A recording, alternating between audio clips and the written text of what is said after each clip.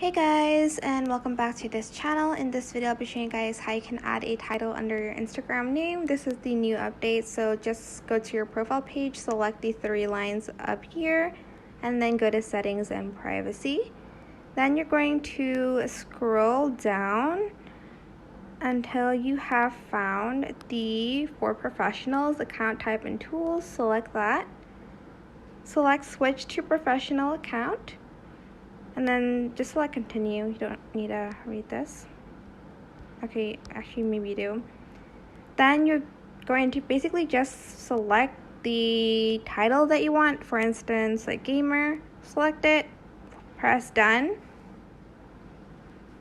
Press next. Press OK. I'm just going to close that, and as you can see, you'll have the title in your username. In your profile. I hope this tutorial was helpful for you guys. Don't forget to like, comment, share, and also subscribe to this channel if you haven't done that already. If you have any more questions, just leave it in the comment section down below. I will try my best to answer them all for you guys.